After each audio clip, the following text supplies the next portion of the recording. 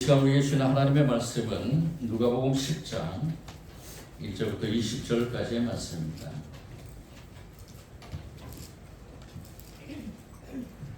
제가 가지고 있는 신약성경 109면 정도 있습니다. 네, 먼저 성경의 말씀을 한 절씩 같이 교독하겠습니다. 교독할 때 주명선을 교환합니다.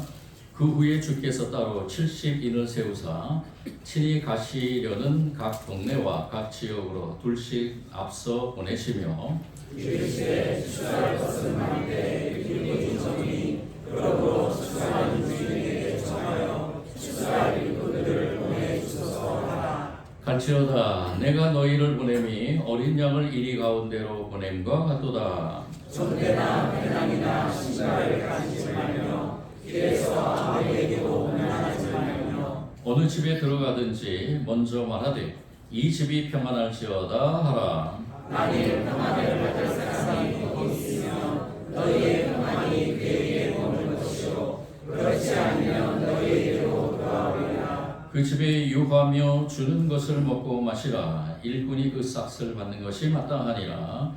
이 집에서 저 집으로 옮기지 말라. 어느 동네에 들어가든지 너희를 영접하거든 너희 앞에 찾아온 것을 먹고 거기 있는 병자들을 고치고 또 말하기를 하나님의 나라가 너희에게 가까이 왔다 하라. 어느 동네에 들어가든지 너희를 영접하지 아니하거든 그 거리로 나와서 말하되 너희 동네에서 우리 밭에 묻은 먼지도 너희에게 떨어버리노라. 그러나 하나님의 나라가 가까이 온 줄을 알라 하라. 내가 너희에게 말하니 그 나라의 소송이 그 동네보다 견디기 쉬우리라. 화 있을진저 고라시나 화 있을진저 벳세다야 너희에게 행한 모든 권능을 두루와 시돈에서 행하였더라면 그들이 벌써 베옷을 입고 제에 앉아 회개하였으리라. 심판에 두루와 시돈이 너희보다 견디기 쉬우리라. 가버나움아 내가 하늘에까지 높아지겠느냐 음부에까지 낮아지리라. 너희 나를 듣는 자는 내 나를 듣는 것이요 너희를 저버리는 자는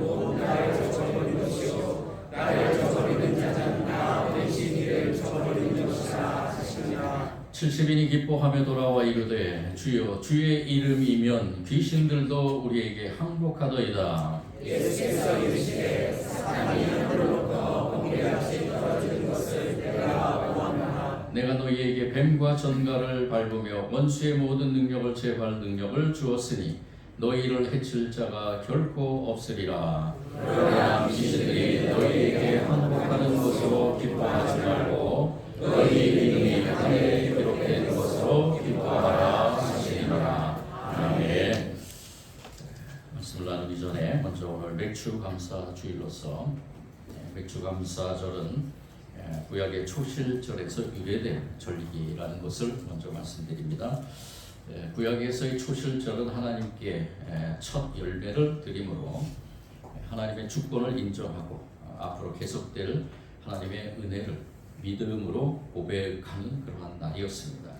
그래서 그 날을 초실절로 이 하나님이 선택한 유대인들이 유월절 후에 안식일 그 다음 날 이 보리와 첫 이삭을 하나님께 바치면서 이것을 제사장에게 의탁하며 하나님께 바치는 그러한 절기로서 지냈습니다. 이것이 신약에 와서 예수 그리스도의 부활을 예표하는 가운데서 부활이라는 것은 소망이죠. 또 부활이라는 것은 우리에게 참으로 새로운 다시 한번 새 생명의 열매로 살아가기를 우리가 촉구하는 우리가 고백하면서 또 촉구하는 그러한 의미를 담는 것이 바로 예수 그리스도의 부활이죠. 그래서 예수 그리스도의 부활의 예표로서 유대인들이 그 초실절을 지켰다는 것입니다. 그러면서 이 초실절이 이제 맥주 감사 주일로 한국 교회가 이를 본받아서 매년 7월 첫 주일을 맥주 감사 주일로 지키고 있습니다.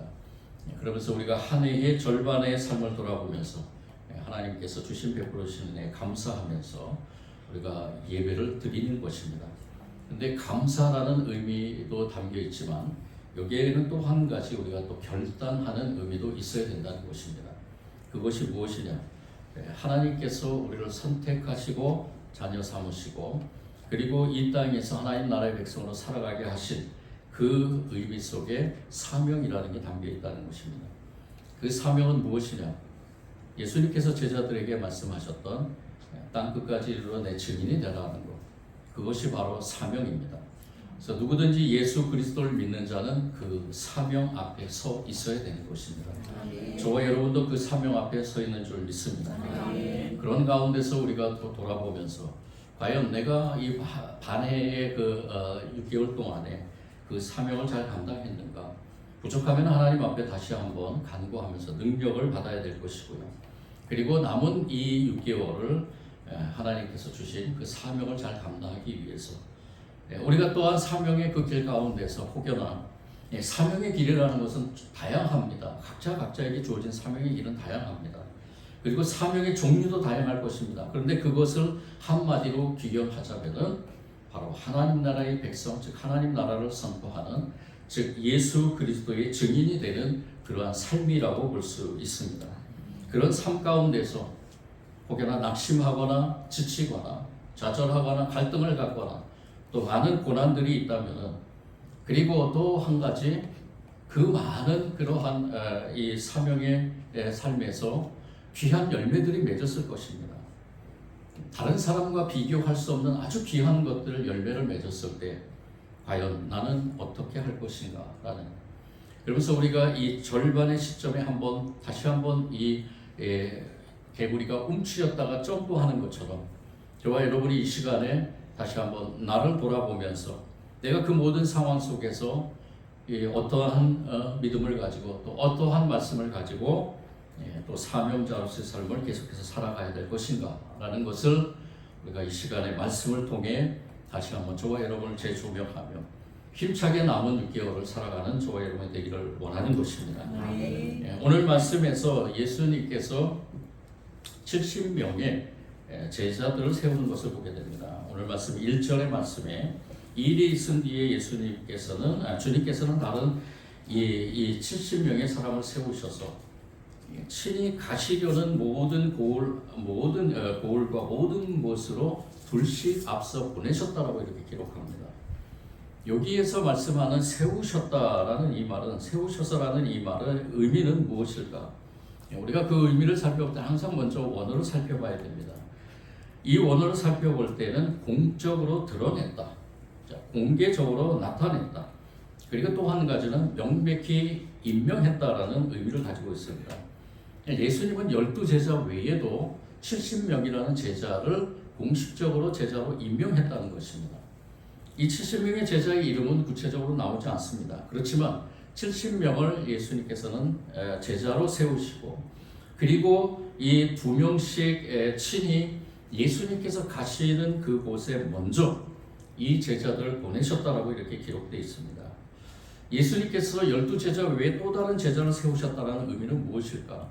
그것은 예수님은 계속해서 끊임없이 제자 삼기를 원했다는 것을 알게 됩니다. 누구든지 예수님은 예수님의 제자를 삼기를 원했다는 것이죠. 그리고 그 제자 삼는 의미는 무엇인가? 바로 하나님 나라를 이루기 위한, 하나님 나라를 확장하기 위한, 하나님 나라를 선포하기 위한. 왜냐? 예수님이 이 땅에 하나님 나라로 오셨기 때문입니다. 이미 오신 그 하나님 나라의 표징이 바로 예수 그리스도이기 때문에 그것을 널리 전파하는 것입니다. 이 땅에 예수님이 오셨다, 예수님이 하나님 나라로서 오셨다라는 것을 이 제자를 통해서 선포하게 하신 것입니다. 그래서 이 제자는 한 명이 아니라 2명이 아니라 12명이 아니라 70명이 아니라 더 많은 제자들이 예수님 앞에 와서 예수님으로부터 임명받고 그 제자의 삶을 살기를 원했다는 것입니다. 근데 오늘 말씀에 보면은 친히 가시려는 그곳 앞에서 보내셨다고 그랬는데요. 이것을 조금 더 깊이 해석하자면은 예수님께서 그냥 70명의 그 제자들만 보내신 것이 아니라는 것입니다. 여기에서의 신학적인 해석은 무엇이냐? 바로 예수님의 영, 하나님의 영, 성령님이 같이 동행하신다는 의미입니다.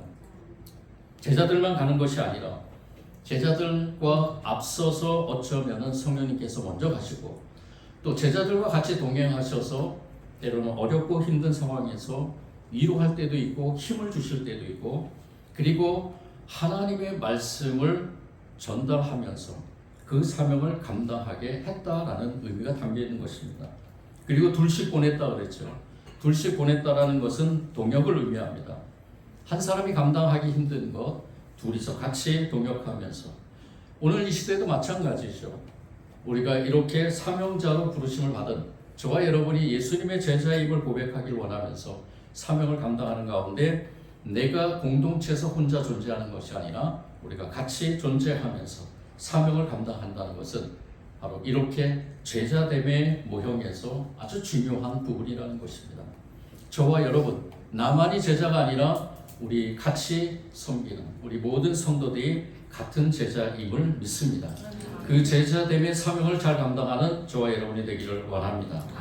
그러면서 예수님은 이제 2절에서 아주 깊은 탄식의 말씀을 하십니다. 우리 2절 말씀을 다 같이 한번 더 읽어보겠습니다. 시작. 추수할 것은 많되 일꾼이 적으니 그러므로 추수하는 주인에게 청하여 추수할 일꾼들을 보내주소서 하라. 여기에 예수님의 마음이 담겨 있습니다. 추수할 것은 많은데, 즉 하나님의 그 마음을 품고 예수님은 이 이스라엘 백성들뿐만이 아니라 주위에 있는 모든 나라 사람들을 바라보면서 이들이 다 하나님의 나라의 백성이 되기를 원하는 그 하나님의 마음을 품고 선포하면서 그들이 다 하나님의 나라의 백성이 됐으면 좋겠다. 그런데 그들에게 이러한 하나님 나라를 선포할 일꾼이 너무 적다. 그러면은 어떻게 해야 될 것인가? 추수할 주인에게 일꾼을 보내달라고 청하여라 라고 이렇게 말씀하십니다. 이 말이 무슨 의미일까?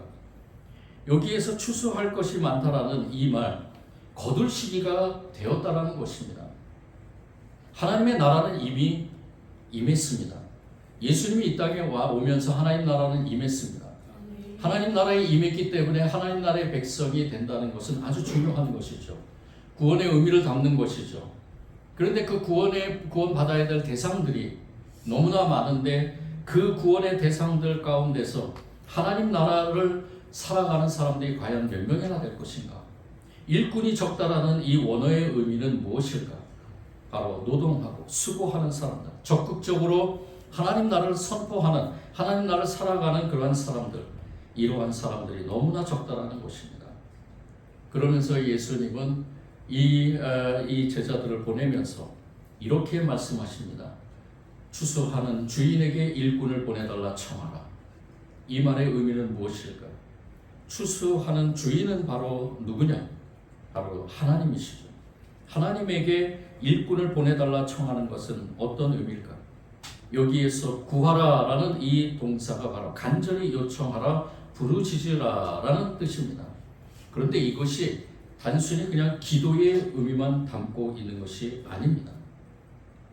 이 기도의 의미를 넘어서서 그 기도하는 자가 먼저 자기가 추수꾼이 되어야 된다는, 즉 추수할 일꾼이 되기를 간절히 요청하는 것입니다. 하나님, 지금 너무나 많은 추수할 사람들이 있는데 내가 하나님의 그 추수할 일꾼이 되기를 원합니다라는 것입니다. 다른 어느 누구가 아니라 내가 추수할 일꾼이 되기를 원한다는 것입니다. 즉 예수님께서 세우시는 그 70명 한 사람 한 사람 모두가 다 그냥 예수님이 보냈기 때문에 가는 것이 아니라 이제는 내가 하나님 앞에서 진정으로 바로 하나님 나라를 선포하는, 하나님 나라를 소개하는, 하나님 나라를 죽어가는 영혼들에게 하나님 나라는 이러한 나라다. 즉 하나님 나라는 예수 그리스도이시다. 예수 그리스도가 메시아이다. 예수님은 그리스도이시다. 살아계신 하나님의 아들이시다라는 것을 선포할 수 있는 그러한 일꾼이 되게 해달라고 기도하라는 것입니다. 그러한 사람이 되게 해달라고 하나님 앞에 매달리라는 것입니다.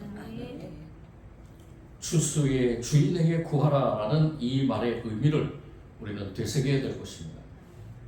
과연 저와 여러분은 그렇게 하나님 앞에 무릎 꿇고 있는지, 하나님 앞에 기도하는 내용의 기도의 내용이 무엇입니까?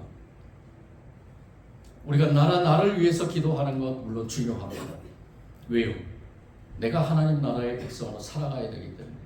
그래서 필요한 거 있으면 하나님 앞에 간구하죠. 그리고 치유받을 거 있으면 치유받기를 위해 기도하죠.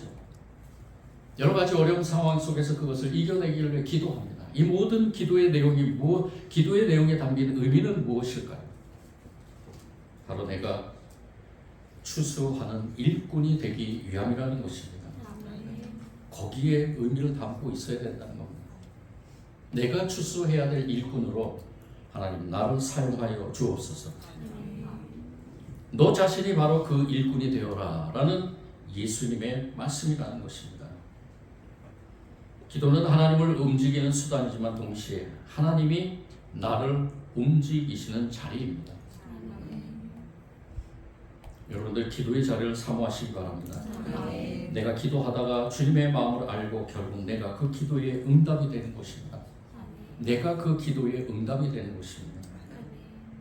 우리가 맥주 감사주를 지키면서 반년 동안의 은혜에 감사하지만 동시에 오늘 이 예수님의 말씀 속에서 우리가 귀 기울여야 될 것입니다. 나는 하나님의 추수에 동참하고 있는가? 나는 일꾼으로 서기 위해 무엇을 준비하고 있는가? 이런 질문을 내 자신에게 던지시기 바랍니다. 혹시 아직도 일꾼은 누군가가 하겠지라고 생각하면서 기도만 하고 있다면 주님은 우리에게 오늘 말씀하십니다. 그 일꾼이 바로 너다. 그 일꾼이 바로 너다 라고 말씀하십니다. 주님은 저와 여러분을 통해 복음의 추수를 이루시기를 원하십니다. 추수의 주인은 하나님이시고 일꾼은 우리이고 우리가 전하는 복음은 헛되지 않으며 때가 되면 반드시 거두게 될 것입니다. 그러므로 오늘 우리는 주님께 간절히 기도해야 할 것입니다. 주님, 이 땅에 일꾼을 보내주소서. 저를 사용하여 주옵소서. 오늘 이 음성 듣는 저와 여러분이 되기를 원합니다. 우리가 또 한 가지 생각해야 될 것이 있습니다. 오늘 말씀 3절 말씀인데요. 오늘 말씀 3절에서 이 예수님은 이렇게 말씀하십니다. 이제 가는데 너희를 보내는 것이 내가 어린 양을 이리 가운데로 보낸 것 같다 라고 이렇게 말씀합니다. 이 말씀의 의미는 무엇일까? 그러면서 16절까지 이제 아주 자세히 이렇게 되거든 이렇게 해라, 또 이런 가운데 있거든 이렇게 해라, 또 이러한 축복을 받거든 이것을 통해서 어떻게 해야 될 것이냐라는 것을 자세하게 말씀해 주십니다. 복음을 전하는 방법이나 복음을 전할 때 나타나는 상황의 대처나 그리고 복음을 전하는 제자들의 마음가짐 등을 선포하고 있는 것을 보게 됩니다. 그 전에 예수님은 이 제자들을 위해 아마 기도하는 마음으로 이렇게 말씀하신 것 같습니다. 내가 너희를 보내는 것이 꼭 양을 이리로 보내는 것 같다. 양을 이리로 보내는 것은 무엇을 의미하나요? 이리 앞에 먹을 것을 주는 거나 마찬가지입니다. 너희들은 양인데 너희들을 이리 앞으로 보내는 그 내 심정을 너희가 아느냐? 이리라는 이 말은 성경에서 자주 악하고 포악한 세력이나 거짓 선지자들을 상징하는 말로 표현하고 있습니다. 이리는 양을 물어뜯어 뜯고 그리고 양과는 본질적으로 같이 공존할 수 없는 존재라는 것이죠. 예수님은 바로 이런 적대적 환경 한복판으로 이 제자들을 보낸다라고 이렇게 선언합니다. 이 말씀에서 우리는 복음 전파가 결코 쉬운 일이 아님을 알 수 있습니다. 복음은 본질적으로 세상의 가치와 충돌합니다. 물질과 권력, 이기심과 자기 보전을 신으로 섬기는 세상에 하나님 나라라는 완전한 다른 질서가 침입하는 것이기 때문입니다. 복음은 어둠을 밝히는 빛입니다. 복음은 어둠을 밝히는 빛입니다. 그 빛이 드러나는 순간 어둠은 저항을 합니다. 따라서 복음 전도자는 언제나 이리의 시선을 감수해야 한다는 것입니다. 조롱과 비난, 무지와 핍박, 이것이 제자의 길에서 결코 예외될 수 없다는 것이죠. 오히려 그것은 예수님이 우리를 보낸 자리의 현실입니다. 저와 여러분이 지금 있는 현실은 어떠한 현실일까요? 그런데 우리가 주목해야 될 것이 있습니다. 바로 양으로 이리 가운데 보낸다라고 말한 것입니다. 예수님께서 이렇게 선포하실 수 있습니다. 내가 이리보다 너희들을 더 강하게 해서 이리에게로 보내겠다라는 그 말씀을 하실 수 있는데 여기에서 예수님은 양을 이리 가운데로 보내는 거지. 즉 너희들은 양이다라는 것입니다. 양의 존재를 잊지 말라는 것입니다. 어떤 어려움이 있더라도 어떤 고난이 있더라도 그 사명의 자리에서 일어나는 여러 가지 핍박과 환란이 있더라도 너희들은 양이라는 걸 잊지 말아야 된다는 것입니다. 양은 누가 필요한가요? 목자가 필요한 겁니다. 양이라고 인식하는 순간 내 목자 되신 우리 주님께서 나를 인도하신다는 거죠.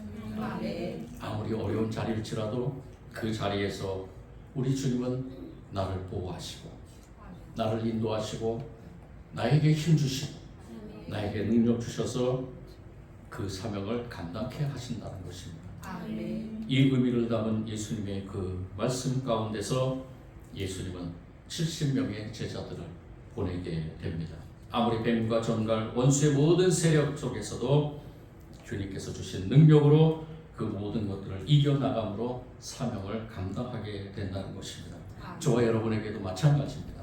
우리가 이 세상 한복판으로 하나님의 백성으로 사명자로 보내신 그 우리 주님의 마음을 읽는 저와 여러분이 되기를 원합니다. 우리는 양입니다.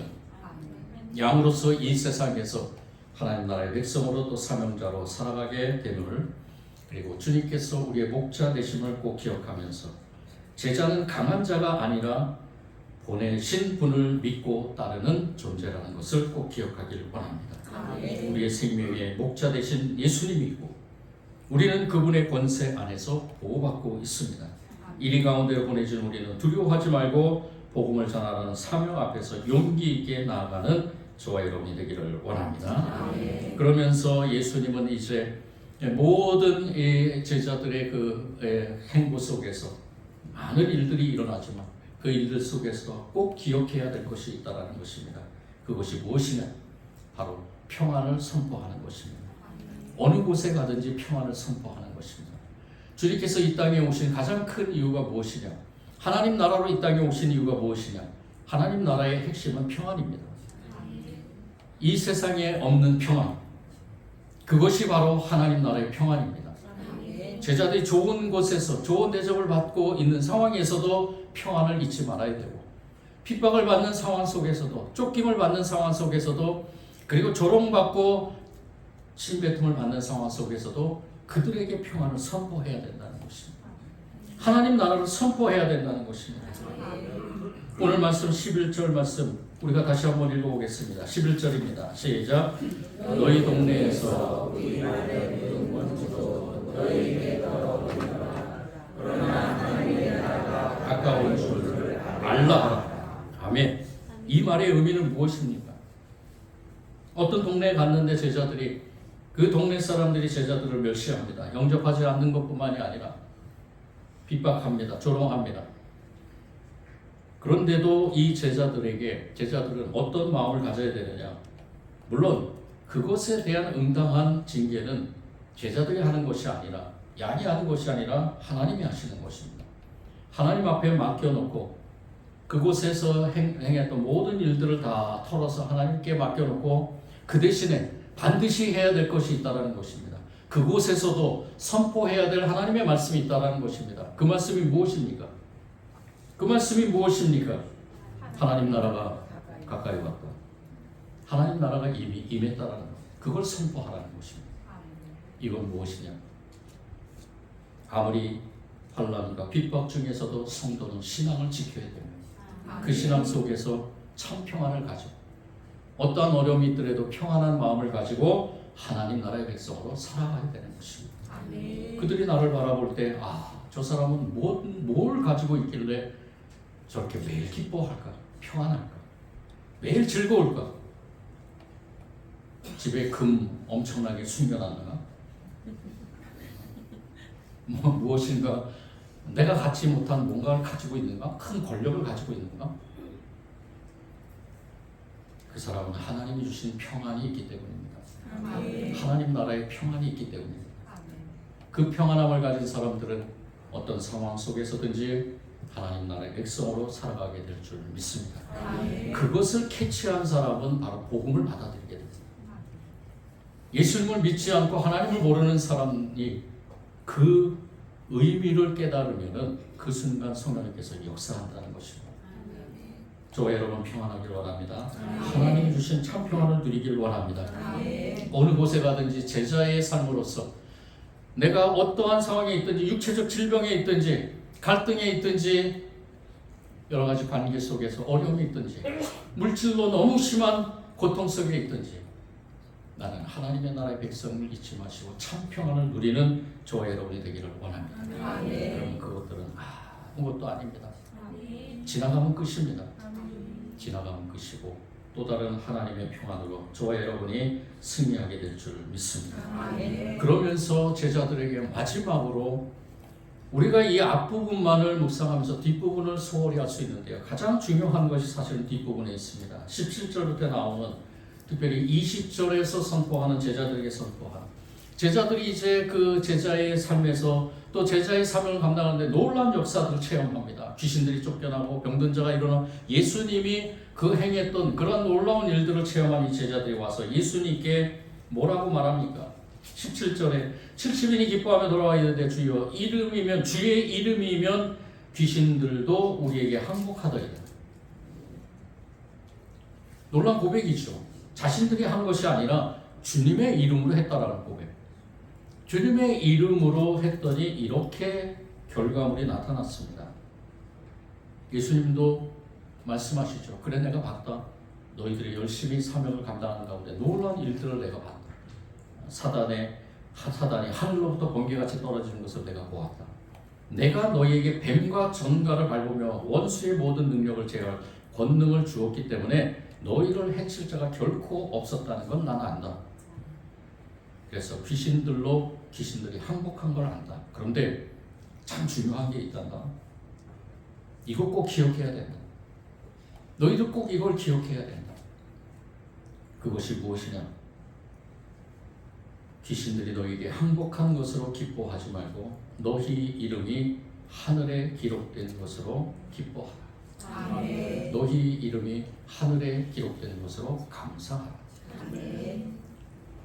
이 말의 의미는 저와 여러분 잘 알고 있을 것입니다. 우리가 모든 어떠한 결과물이든지 그것은 다 하나님께 영광입니다.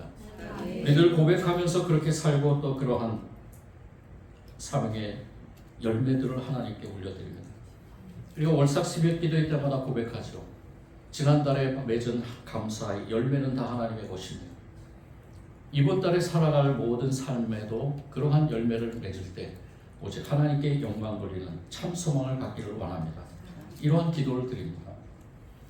이제 반 해 동안에 우리가 살아가면서 살아온 모든 사명의 열매는 다 하나님의 것입니다. 하나님께 영광 돌린 줄 믿습니다. 그러면서 우리는 또 한편으로 새 힘을 얻어야 될 그 말씀은 무엇이냐? 우리의 이름은 이미 생명책에 기록된 줄 믿습니다. 우리가 그것으로 인해서 감사해야 될 것입니다. 그것으로 새 힘을 얻기를 원합니다. 저와 여러분은 하나님의 나라의 백성이 됐기 때문에 이제 그 백성으로서 삶의 자리에서 내 본질을 잃지 말아야 된다는 것입니다. 사명에 아무리 좋은 열매를 맺었더라도 그건 내 것이 아니고 오직 하나님의 것임을 고백하면서 저와 여러분의 본질을 잃지 않길 원합니다. 여러분들 죽은 시인의 사회 아시죠? 아주 오래된 영화입니다. 죽은 시인의 사회에서 키팅 선생님, 아주 이 선생님 유명한 선생님인데 저도 한번 만나뵙고 싶은데 어떻게 만나야 될지 모르겠습니다. 이분이 아이들을 가르치면서 시에 대한 것을 가르치면서 교탁 위에 올라가죠. 영화 보신 분들은 알 것입니다. 교탁 위에 올라가서 이 학생들에게 너희들이 어떻게 보느냐 그러면서 시에 대한 시각, 시를 외우는 것도 중요하지만 시에 대한 시각을 다르게 보는 것, 그러니까 시를 평가할 수는 없다라고 얘기하면서 그 시에 대한 존재에 대한 아름다움에 집중하라고 이렇게 얘기를 합니다. 교탁에 올라섰거나 내려섰거나 어디에 있든지 사람들의 보는 시각이 다른 것, 시를 바라보는 시각도 다르다는 것입니다. 그러면서 이 제자들에게 아주 유명한 말을 합니다. 그 유명한 말이 무엇이냐? 네가 한편의 시가 되어라. 너희들이 한편의 시가 되어라. 라고 이렇게 얘기를 합니다. 저는 이 영화를 다시 한번 되새기면서 그래, 그렇지. 우리의 존재를 다시 되새긴다는 것, 또 우리가 어떠한 존재라는 것. 하나님의 사람이 되는 것이 없으면 아무 의미가 없다는 것. 즉 아무리 사명을 잘 감당할지라도 내가 하나님의 사람이 되지 않는다면, 내 본질이 하나님 나라의 백성이 되지 않는다면 아무런 의미가 없다는 것입니다. 공허한 메아리가 되지 않도록 우리는 우리 자신이 하나님 나라의 백성이 먼저 되어야 될 것입니다. 아멘. 그리고 나 자신의 존재가 하나님의 영광임을 깨달아야 된다. 그러면서 맡겨진 사명을 감당하는 가운데 놀라운 하나님의 역사가 임하게 될 줄 믿는 것입니다. 아멘. 복음을 전한다는 것은 그것입니다. 단지 무엇인가를 하는 것이 아닙니다. 하나님의 아름다움과 생명을 살아내는 것입니다. 아멘. 우리가 하나님께 받은 은혜의 정수는 바로 그 삶에 있습니다. 우리가 복음을 전하고 제자의 삶을 살아가는 이유는 바로 하나님의 사람이 되기 위함입니다.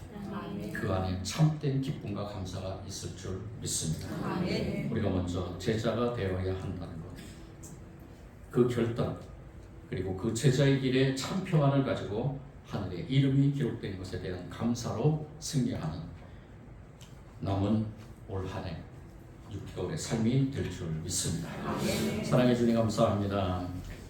하늘에 기록된 이름으로 기뻐하라라고 주님이 말씀하시는 의미, 우리가 되새기면서 하나님 나라의 백성임을 고백하는 가운데서 우리가 또 사명을 잘 감당하는 제자의 길을 가기를 다시 한번 결단하는 가운데 이 말씀을 절대 잊지 않기를 원합니다. 아멘. 우리는 이미 하나님 나라의 백성입니다.